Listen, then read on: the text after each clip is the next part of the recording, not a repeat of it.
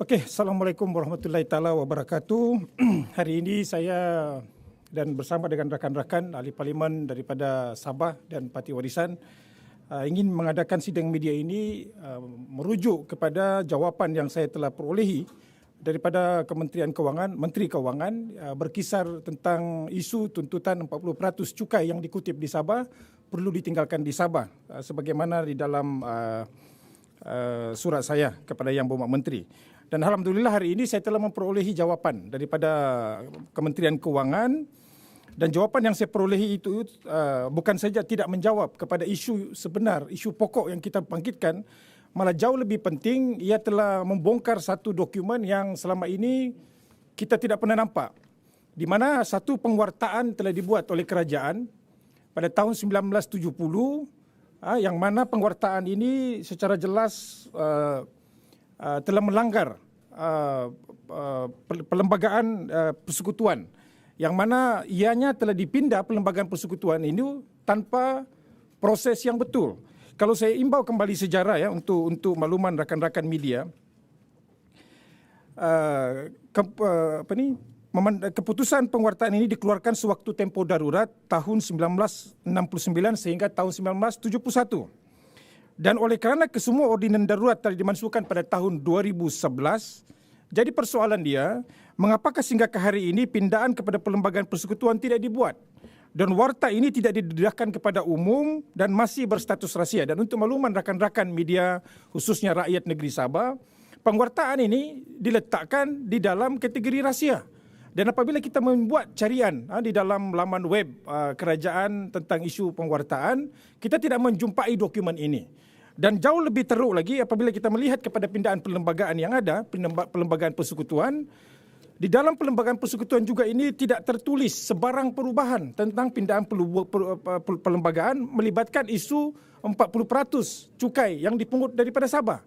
Jadi inilah yang kita persoalkan, kerana apabila sesuatu warta yang telah di-enforce pada tahun 1970 dan darurat juga pun telah dibatalkan pada tahun 2011, atas dasar apa pengwartaan ini dilaksanakan ataupun di-enforce?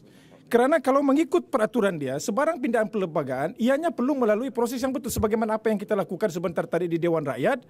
Bila mana pindaan perlembagaan dilakukan, ianya perlu dibawa ke dalam majlis parlimen dan dia perlu mendapat sokongan 2/3 majlis.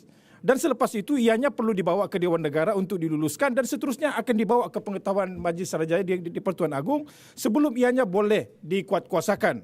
Dan sebagaimana yang saya sebutkan tadi, hasil daripada carian kita adalah di dalam buku perlembagaan ini tidak ada langsung tertulis pindaan perlembagaan ke atas asas cukai yang mereka telah pindah dan wartakan pada tahun 1970. Oleh dengan itu, dalam sidang media ini kami mendesak Kementerian Kewangan untuk menjawab isu ini secara tuntas, kerana ianya penting. Isu tuntutan Perjanjian Malaysia tahun 1993 ini, khususnya bila melibatkan 40% cukai yang dipungut di Sabah, ianya merupakan satu isu yang cukup sensitif, khususnya kepada rakyat negeri Sabah, kerana ia melibatkan Perjanjian Malaysia tahun 1963. Perjanjian Malaysia tahun 1963 ini merupakan satu perjanjian antarabangsa dan ianya telah pun digabungkan dan dimasukkan ke dalam perlembagaan persekutuan. Dan atas dasar itulah, apabila sebarang pindaan terhadap perlembagaan persekutuan ini, apabila ianya tidak dilakukan secara proses yang betul, itu yang saya anggap ini merupakan satu rompakan kepada hak dan kepentingan rakyat negeri Sabah, kerana dokumen ini merupakan satu dokumen one big revelation yang saya yakin dan percaya ramai pemimpin-pemimpin Sabah, rakyat Sabah tidak mengetahui akan hal ini. Dan dalam sidang media ini juga saya mengajak kepada semua rakan-rakan ahli parlimen, tidak kira daripada pembangkang ataupun daripada kerajaan, khususnya yang datang daripada Sabah, kita perlu menyatakan pendirian kita tentang hal ini. Jika ada berlaku pindaan perlembagaan, ianya perlu dilakukan secara tertib dan secara betul, dan ini perlu dijelaskan kepada rakyat negeri Sabah. Dan saya juga mengajak pendirian daripada Kementerian Kerajaan Negeri Sabah tentang isu ini, dan adakah mereka bersetuju dengan pengguguran hak Sabah terhadap tuntutan 40% cukai ini ataupun sebaliknya. Dan jika mereka tidak setuju, mereka perlu membawa isu ini ke pengetahuan Kerajaan Persekutuan dan mereka perlu menyatakan sama ada mereka bersetuju atau tidak tentang hal ini, kerana ini merupakan satu pencabulan terhadap hak dan kepentingan negeri Sabah, dan yang jauh lebih penting lagi telah mencabuli Perlembagaan Persekutuan, yang mana ini merupakan satu dokumen yang cukup tinggi, yang mana ia merupakan asas kepada undang-undang di negara kita Malaysia. Jadi itu saja daripada saya. Mungkin ada rakan-rakan ingin menambah, mungkin yang berhormat Datuk Daryl. Terima kasih. Pembongkaran yang dibuat oleh Kementerian Kewangan ini adalah suatu pembongkaran yang sangat penting bagi kita. Kenapa? Kerana mereka telah menapukan, they've hidden this gazette selamanya, dan banyak pemimpin Sabah, biarpun daripada kerajaan ataupun pembangkang, telah membangkit isu ini di Parlimen. Dan saya ingat pada masa saya masuk Parlimen 2013, ini adalah satu soalan yang saya tanya, dan pertama sekali kita mendapat jawapan yang terang pada sesi pada Parlimen yang lepas, di mana kerajaan telah mendedahkan bahawa pembayaran kepada Sabah sejak tahun 69 adalah 26.7 million setiap tahun sebagai quantum ataupun jumlah mengembalikan 40% kutipan hasil teks daripada Sabah. So, pembongkaran pada hari ini adalah penting kerana formula yang kita telah meminta kerajaan untuk menentukan akhirnya dijawab dengan suatu jawapan yang mengejutkan, dan sepatutnya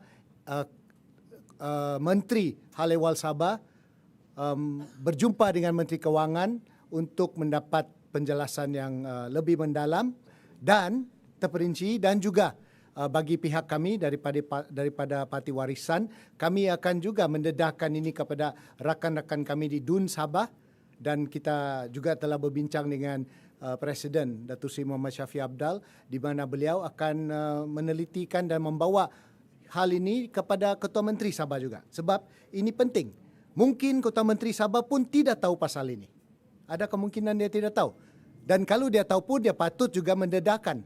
Kenapa dia tidak mendedahkan formula yang dibuat oleh Kerajaan Persekutuan, lebihnya daripada Kementerian Kewangan, berkenaan dengan isu yang sangat penting, berkenaan dengan artikel 112D C Perlembagaan Persekutuan Malaysia. Terima kasih.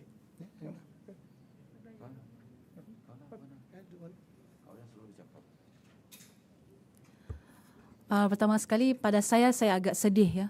Kerana pada saya kadang-kadang, sebab itu kalau saya bercakap Sabah ni selalu dianaktirikan, Sabah ini selalu dikasih biar-biar, saya rasa saya tidak salah untuk saya menyatakan demikian, kerana tengok kita melalui banyak proses merubah RUU dan sebagainya yang hari-hari kita lalui di Dewan Rakyat, tetapi tidak untuk berkenaan 112C ni. Saya juga adalah salah satu orang ahli parlimen yang bertanyakan mengenai perkara 112C di dalam banyak bahas saya. Yang terbaru adalah bahas Siti Diraja, dan saya mendapat jawapan yang sama. Tetapi terima kasih kepada sahabat kami YB Spanggar yang insist ya bertanya dan minta penjelasan daripada Menteri Kewangan di bawah peraturan 36/12, dan this is a very shocking revelation ya kepada kami, kepada seluruh rakyat Malaysia dan terutamanya orang Sabah. Ini bukan main-main, ini merompak. Sudahlah susah disusahkan lagi. Sudahlah miskin dirompak lagi. Jadi minyak pun diambil. Jadi sebab itu kadang-kadang ya kita sebagai orang yang ataupun suara yang mahu minta keadilan, tetapi kalau begini cara layanan ya, saya agak sangat-sangat kecewa. Saya melahirkan dan saya ingin menzahirkan rasa kekecewaan saya, dan saya sangat terkejut melihat ada satu warta rahsia rupanya ya yang selama ini tidak pernah didedahkan, tidak pernah dibagi tahu, dan akhirnya hari ini kita mendapat jawapan rupa-rupanya kenapa selama ini tidak terpakai. Jadi saya juga sebagai ahli parlimen Kota Belud, saya minta ya satu penjelasan yang jelas, yang mendalam, dan saya minta dan saya tuntut keadilan kepada perlembagaan ini. Terima kasih. Okey, so sebagai penutup, so saya harap agar perkara yang telah dilakukan oleh Kementerian Kewangan, oleh Kerajaan Malaysia ini perlu diperbetulkan. Jika ada memerlukan pindahan perlembagaan, khususnya melibatkan isu tuntutan 40% royalti cukai yang dipungut daripada Sabah. Saya mendesak kerajaan Malaysia untuk memperbetulkan perkara ini, membawa pindaan rang undang-undang dan mengubah Perlembagaan Persekutuan agar ianya boleh dibahaskan di dalam Parlimen. Dan daripada sana kita akan mendengar sama ada rakyat Sabah bersetuju dengan apa yang telah diwartakan oleh kerajaan ini ataupun sebaliknya.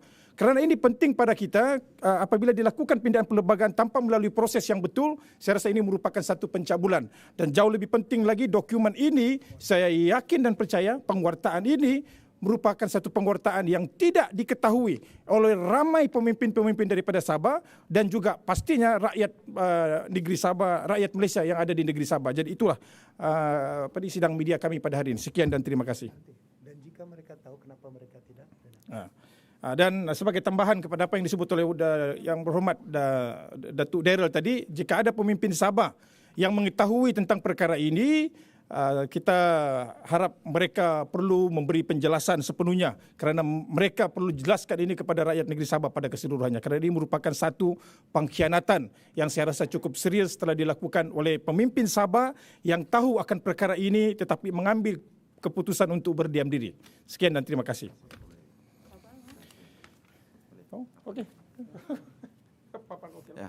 Sebagai wakil rakyat dari Sabah, terutamanya daripada Papar, kami sangat berharap kepada kerajaan supaya bersikap tuluslah kepada kami. Tulus dan ikhlas, kerana ini adalah satu-satunya yang kami harapkan di bawah kerajaan Malaysia. Terima kasih. Okey. Thank you. Terima kasih. Thank you. Terima kasih.